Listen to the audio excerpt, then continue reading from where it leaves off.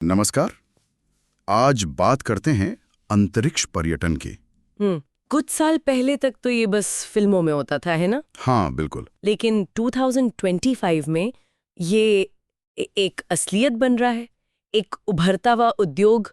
हमारे पास जो जानकारी है वो दिखाती है कि ये कितनी तेजी से बढ़ रहा है। सही कहा। तो चलिए जरा गहराई से समझते हैं इसे। बिल्कुल। मनोरंजन के लिए अंतरिक्ष की यात्रा मतलब अब ये कोई सपना नहीं रहा। टेक्नोलॉजी और खासकर जो निजी कंपनियों ने पैसा लगाया है। हाँ, निवेश उसने इसे काफी रफ्तार दी है। देखिए ना, SpaceX, blue origin, virgin galactic, ये कंपनियां सबसे आगे हैं। और 2025 तो वाकई एक महत्वपूर्ण साल लग रहा है इस मामले में। हाल की कुछ उड़ानें तो काफी दिलचस्प रही हैं, जैसे फरवरी 2025 में ब्लू ओरिजिन की 10वीं मानव उड़ान। हाँ, जिसमें 6 यात्री गए थे। हाँ, 6 यात्री सब ऑर्बिटल यात्रा पर, मतलब 100 किलोमीटर से भी ज्यादा ऊंचाई तक। और फिर वो अप्रैल 2025 में स्पेसएक्स का फ्रेम 2 मिशन, वो तो पहला मानवयुक्त ध्रुवीय रेट्रोग्रेड ऑर्बिट मिशन था। हाँ, वो खास था। हाँ, मतलब पृथ्वी के ध्रुवों के ऊपर से और पृथ्वी के घूमने की उल्टी दिशा में। इससे पृथ्वी को देखने के अलग ही नज़ारे मिलते होंगे, है ना? हाँ। हालांकि इसमें ऊर्जा शायद ज्यादा लगती है। सही कहा। और यही वो दो मुख्य तरह की यात्राएं हैं जिनका जिक्र बार बार आता है। एक सब ऑर्बिटल, जो बस कुछ मिनटों के लिए आपको अंतरिक्ष के किनारे तक ले जाती है, भारहीनता का अनुभव। हाँ, और पृथ्वी का नजारा।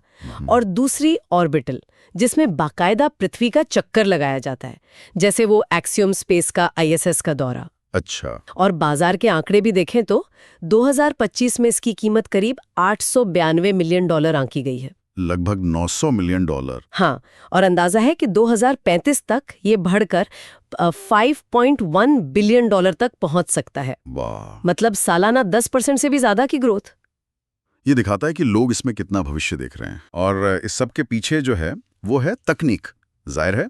बिल्कुल। खासकर स्पेसएक्स के वो रीयूजेबल रॉकेट्स, उनका जिक्र तो हर जगह है। हाँ। उन्होंने लॉन्च की लागत इतनी कम कर दी है कि मतलब अब ये बातें हो पा रही हैं। सही। ब्लू ओरिजिन का न्यू शेपर्ड है, वर्जिन गैलेक्टिक का स्पेस प्लेन है। ये सब आम नागरिकों को ध्यान में रखकर बनाए गए हैं। कम ट्रेनिंग की जरूरत पड़ती है इनमें। हाँ, और ये जो तकनीकी विकास है, जैसे रीयूजेबल सिस्टम, आसान इंटरफेस, ये सिर्फ लागत ही कम नहीं कर रहे। अच्छा। हाँ, ये सुरक्षा भी बढ़ा रहे हैं। और ये बहुत जरूरी है, क्योंकि तभी तो भविष्य में शायद ज्यादा लोग जा पाएंगे। हालांकि एक बात ये भी है कि बीमा और जमीन पर जो संचालन का खर्चा है वो अभी भी काफी ज्यादा है, तो शायद ये इसे एकदम आम होने से रोके। तो मतलब रुझान क्या कह रहे हैं? क्या लोग सच में जाना चाहते हैं अंतरिक्ष? हाँ, ऐसा लगता तो है।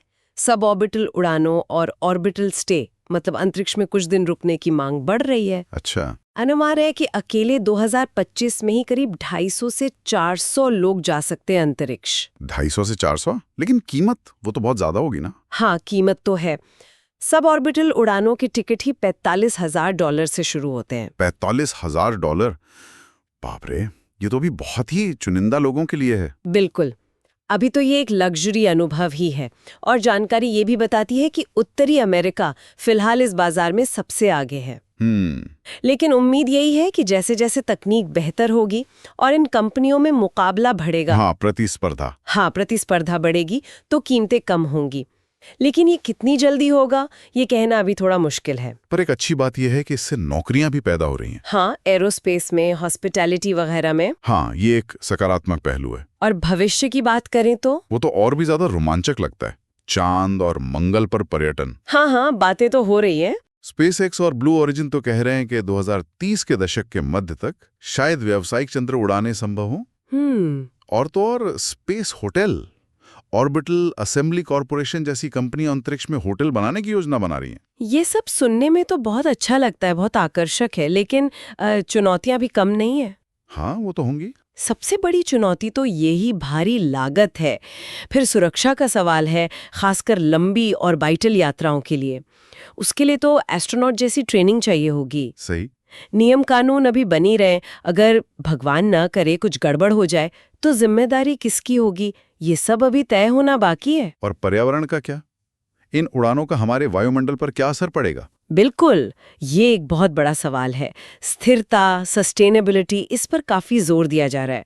हमें सोचना होगा कि ये जो उत्साह है और जो हमारी जिम्मेदारी है, उसमें संतुलन कैसे बने। तो संक्षेप में कहें तो 2025 में अंतरिक्ष पर्यटन एक बहुत ही गतिशील, क्षेत्र है। हाँ, तेजी से बदल रहा है। सब ऑर्बिटल उड़ानें तो अब हकीकत बन चुकी हैं। ऑर्बिटल यात्राएं भी आम हो रही हैं। तकनीक आगे बढ़ रही है, बाजार बड़ा हो रहा है। भविष्य में चांद के सफर और स्पेस होटल की उम्मीदें हैं। लेकिन हाँ, भारी कीमत, सुरक्षा, नियम कानून जैसी असली चुनौतियां भी सामने हैं। और जाते जाते एक बात सोचने के लिए छोड़ जाते हैं।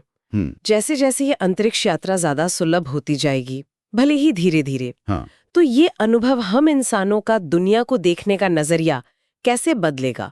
क्या ये हमें अपनी पृथ्वी के प्रति ज्यादा जिम्मेदार बनाएगा, या फिर ये बस कुछ अमीर लोगों के लिए एक नया खेल का मैदान बन के रह जाएगा? ये सोचने वाली बात है। हाँ, पृथ्वी से परे जब हम अपना भविष्य देख रहे हैं, तो स्थिरता और सबका समावेश मतलब इंक्लूसिविटी, इन मूल्यों को साधना एक बड़ी चुनौती होगी।